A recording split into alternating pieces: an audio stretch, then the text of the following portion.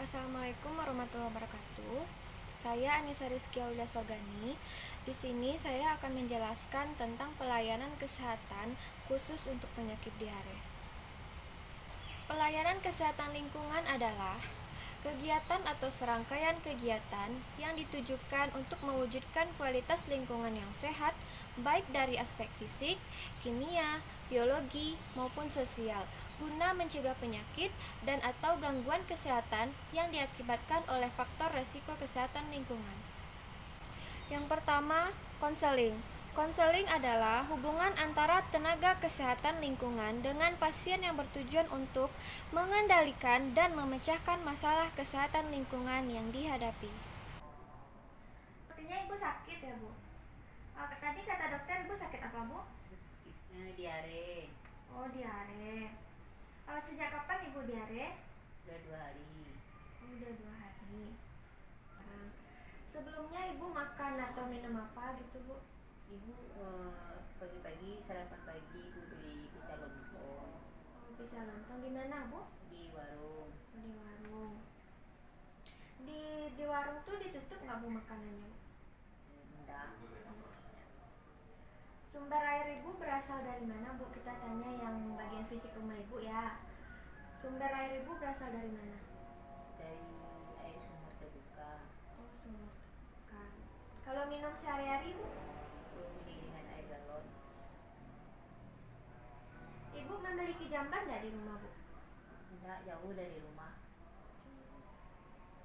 Tuh kalau nggak ada jamban, Ibu BAB di mana? Buang air besarnya, Bu? Iya, dia ada kan dibikin agak berjarak dari rumah, tapi dengan cara sederhana. Dia ditutup dengan seng-seng bekas. Oh, ditutup dengan seng bekas. Setelah masak Ibu cuci tangan nggak, Bu? Cuci tangan pakai sabun sebelum Ibu masak atau setelah Ibu masak? Ibu kalau cuci tangan waktu mencuci piring. Oh, berarti sama air aja ya, Bu?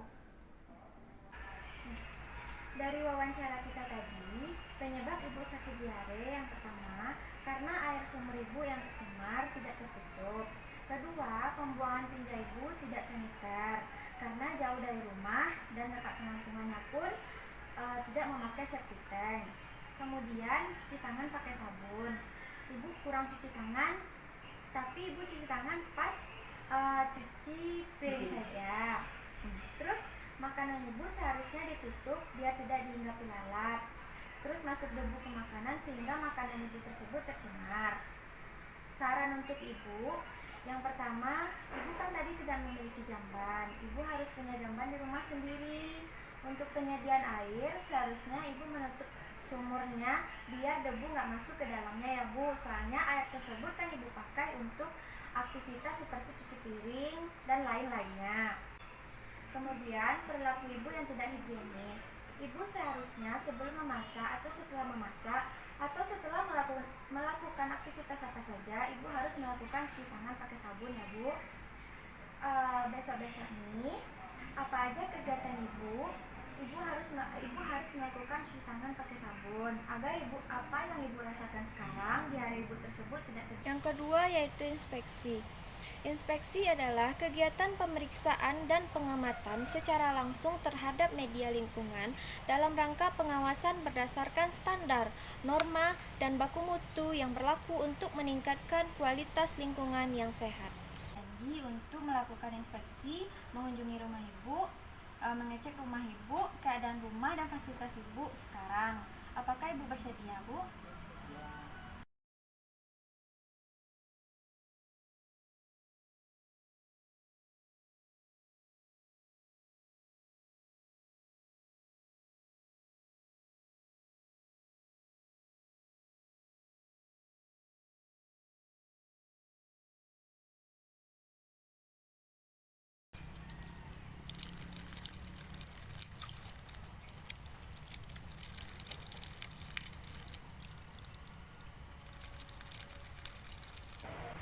Selanjutnya, pengukuran media lingkungan. Pengukuran media lingkungan ini menggunakan alat in situ. Alatnya itu termometer untuk mengukur suhu, kertas pH untuk mengatur kadar keasaman dari air bersih tersebut, kemudian inkubator untuk mensterilisasikan menginkubasi air sumur ibu tadi. Untuk mengetahui hasilnya, boleh tidak ibu mengkonsumsi air tersebut atau tidak. Setelah itu, kalau kita perlu pengambilan sampel, kita ambil sampel tersebut lalu bawa ke laboratorium. Selanjutnya uji laboratorium. Uji laboratorium ini dilakukan dengan pengambilan sampel air bersih, air sumur ibu yang terbuka tadi.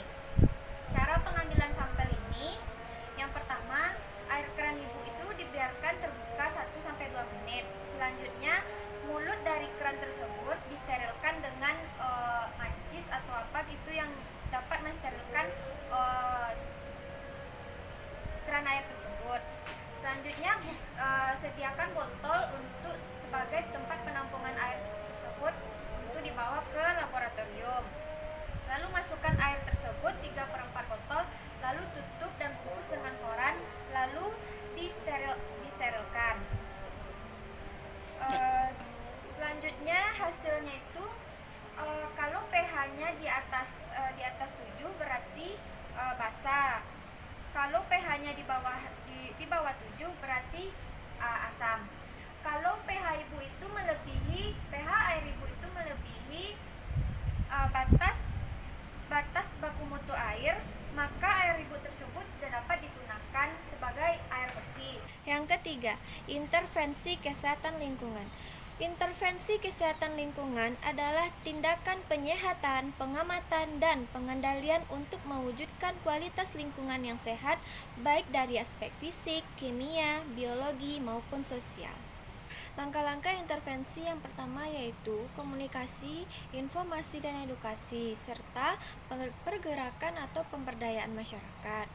Di sini kita memberikan penyuluhan tentang diare dan mengajak masyarakat untuk berperilaku hidup bersih dan sehat seperti cuci tangan pakai sabun. Adalah buang air besar dengan tinja yang berbentuk cairan atau setengah cair dan dapat berlangsung selama 3 hari. Kenapa sih bisa diare? Kenapa bisa diare? Yaitu yang pertama, ada bakteri, virus, dan jamur di dalam makanan. Yang kedua, usus tidak menerima atau tidak menyerap susu. Yang ketiga, keracunan makanan. Baik, apa sih tanda-tanda orang yang berpenyakit diare? Orang yang berpenyakit diare memiliki tanda-tanda seperti berikut ini. Yang pertama, demam, panas atau meriang. Yang kedua, berat badan menurun drastis. Yang ketiga, dubur terluka. Dubur terluka karena sering bolak-balik buang air besar. Yang keempat, tinja berwarna hijau. Yang kelima, sering BAB encer. Yang keenam, haus berlebihan. Yang ketujuh, pada balita dan anak-anak. Sementara untuk anak-anak dan balita ini, anak-anak bisa cengeng dan gelisah. Bagaimana pencegahannya? Yang pertama, menggunakan air bersih untuk keperluan sehari-hari. Yang kedua, buang air besar di WC atau di jamban. Yang ketiga, biasakan cuci tangan pakai sabun sebelum makan atau setelah makan atau setelah membuang air besar. Yang keempat, berikan ASI selama mungkin sesuai batas umur anak. Apa sih yang terjadi apabila tidak menangani diare secara cepat? Yang terjadi yaitu yang pertama, gangguan pertumbuhan. Yang kedua, hingga berujung kematian. Lalu bagaimana cara pengobatan diare? Yang pertama, minum Oralit. Oralit adalah campuran 1 sendok teh garam, lalu 8 sendok teh gula, dan 1 gelas air putih hangat. Yang kedua, banyak minum air putih. Yang ketiga, konsumsi makanan yang bergizi. Yang keempat, apabila penyakit berlanjut atau tidak sembuh-sembuh, maka segera bawa ke puskesmas atau ke rumah sakit terdekat. Oleh karena itu, ayo kita sama-sama mencegah diare. Perbaikan dan pembangunan sarana. Apabila sumurnya tidak memakai cincin, maka segera lakukan pemberian cincin guna mencegah terkontaminasinya air tersebut dengan sumber penyakit. Selanjutnya, menutup sumber air bersih yang digunakan untuk minum dan menyediakan tempat cuci tangan.